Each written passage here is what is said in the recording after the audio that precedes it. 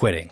Maybe not the most exciting topic, but definitely an important one. So let's talk about first, how to know if you should start a side business, and then second, how to know when to quit. If you're an entrepreneurial type and you're struggling to build your business, whether that's a YouTube channel or an Etsy shop or a fried chicken joint, I think it's important to know when you should keep persevering and when you got to take it behind the barn and shoot it. So in this video, I'll cover knowing if an idea is worth pursuing, knowing when to pivot, the sunk cost fallacy, and knowing when to quit. And thanks to Epidemic Sound for sponsoring this video. First, I think it's important to get on the same page with what we're talking about here. Generally speaking, this is for people who are looking to bring in additional income by building a business, kickstarting a side hustle, or monetizing a hobby. I often mention that money doesn't need to be your ultimate goal with anything you do outside of your regular day job, and in fact, it's healthy to have things you do for pure enjoyment's sake. Making money while doing something you enjoy isn't really that easy, and once you're able to, you may find that the business side makes whatever you're doing decidedly less fun, even unfun. A chore, a job. Hey, it's a living. So just know that in order to turn a passion project into a business, it'll take a lot of perseverance, focus, and likely failures before you get on the right path. Before we even talk about quitting, let's talk about how to know if you should even start. And if you find that whatever you're doing doesn't meet the must-haves in this section, well, that might be your sign to throw in the towel. I've made a checklist of what I believe are must-haves to know if you should go down the path of pursuing a side hustle. And as much as I find that term a bit obnoxious, that's kind of what we're talking about here. So first, you must actually have time to devote to this project.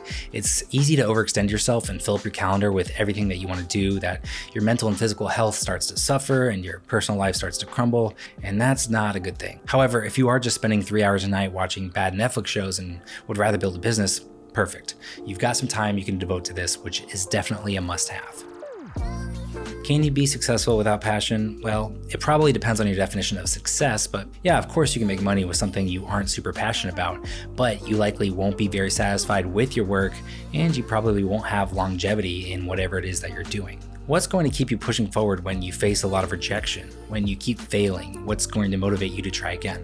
Simply put, your passion. Let's take a successful businessman by the name of Gus. The dude loved chicken so much he put his life on the line to try and break into new markets.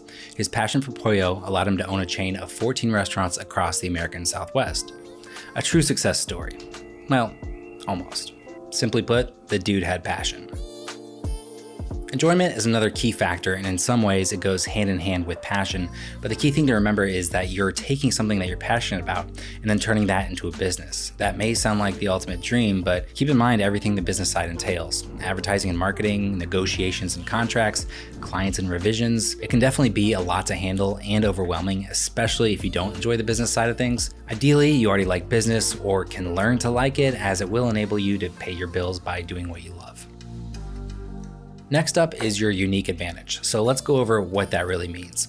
If you want to start a fast food chicken joint, maybe you've developed a uniquely tasty blend of 12 herbs and spices that the Colonel could never get his greasy paws on. On top of being the chicken king of your backyard barbecue, you also have a passion for systems because you're a huge nerd like me. You've noticed some inefficiencies of your local mom and pop chicken joints, and you know how you can make your place run like a well-oiled machine. Boom. Amazing fried chicken recipe, and you're a nerd for systems. It sounds like a unique advantage to me. But it really doesn't have to be that complicated. Your unique advantage could be as simple as your point of view, your creativity, something you do, or even a way that you think that other people don't, but you think that people would appreciate. If I bring in my main channel, Mango Street, Rachel and I started that because we didn't see our style of photography represented on YouTube. We didn't see faster paced editing or to the point tutorials. So we bundled our creativity, editing backgrounds, and our perspective of what makes a good tutorial to form our unique advantage. Be familiar with the space that you're entering. Know what's out there, what the audience or customer is like, and what you can bring to the table that's better or different in the best way possible. This last one might be the most challenging one of all, your ability to execute.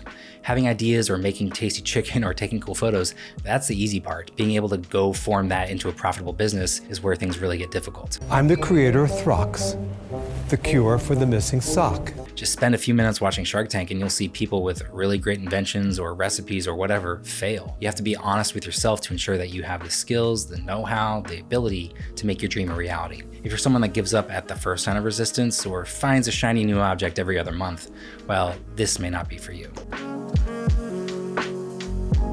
All right, if you were able to check all of the must-have boxes on my checklist, the next step is your proof of concept.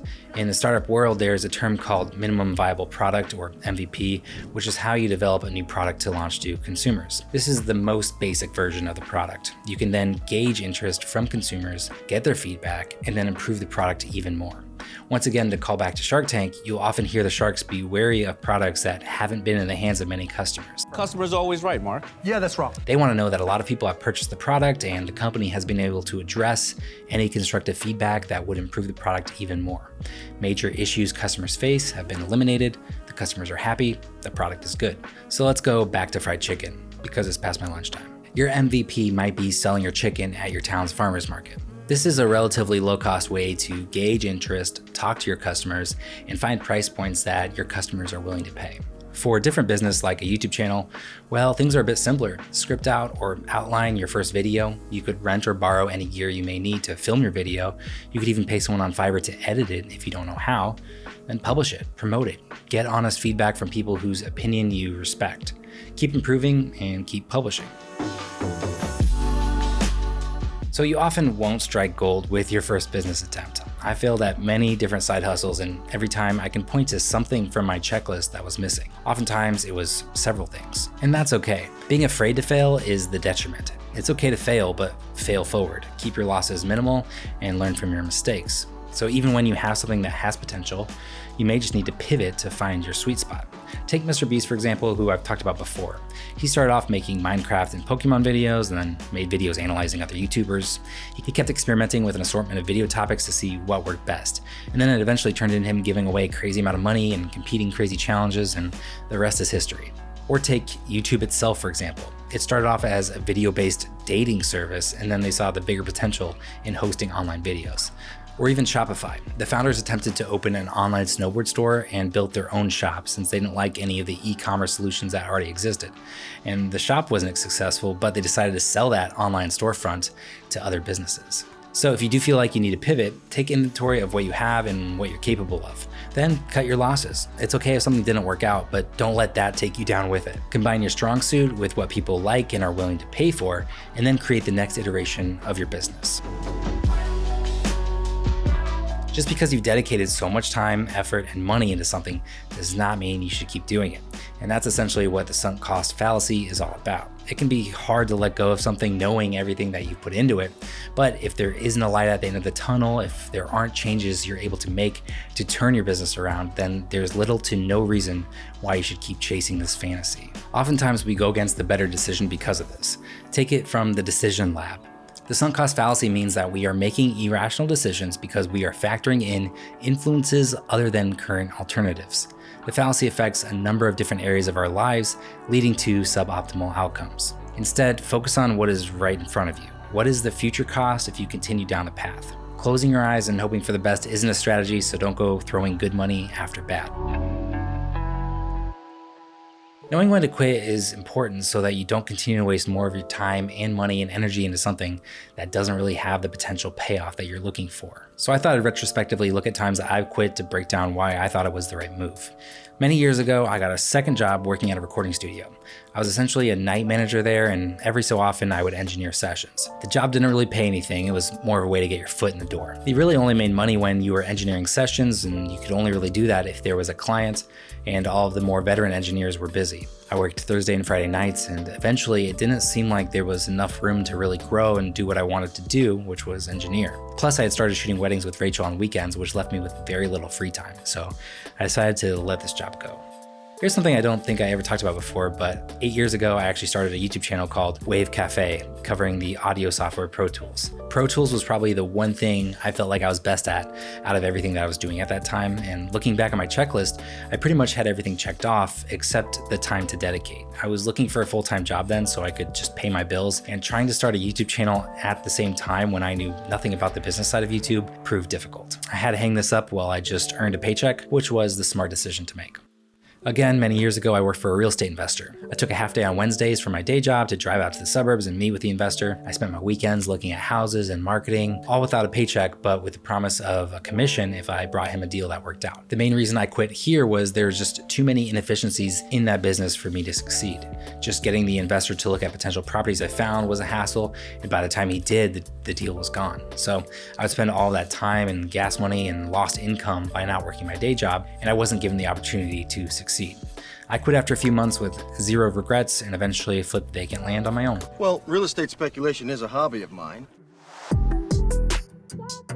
Real quick, I want to tell you about the sponsor of this video, Epidemic Sound. I turned down a lot of sponsorship requests and try to only partner with brands that I put my money behind, and I've been using Epidemic Sound on this channel for a while now as a paying customer, and I genuinely love it. Since Epidemic owns 100% of all of their music, there's never a chance your videos would receive a copyright claim or takedown in the future. They have a library with over 35,000 tracks and 90,000 sound effects with new tracks added every week. One thing that I really like is they provide me with track recommendations based off music I've downloaded before, so it can save a lot of time browsing around, which is really nice. Some of my favorite artists are Gustav, Dylan Sitz, Joby, and Sarah the Instrumentalist. The personal plan is perfect if you're creating videos or podcasts for your own use on personal channels. That's what I use for this channel.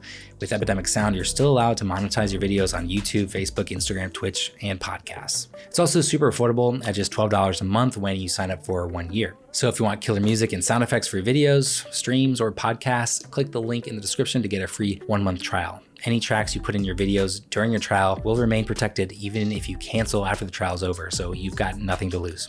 Go ahead, click that link. Now back to the video. It's honestly pretty challenging to turn a passion into a business, but I hope this video helped outline some of the basics to increase your chances of success. You should now know when something is worth pursuing, when you may need to pivot, and when it's okay to call it quits. Keep in mind, most people don't see success with their first business attempt, and I have failed more times than I can count and still fail at things to this day, as evidenced by a handful of my videos. If you would, hit the thumbs up button on this video. That'll help get this video out to more people, and then consider subscribing for more videos like this. That's all for this one. See you in the next one.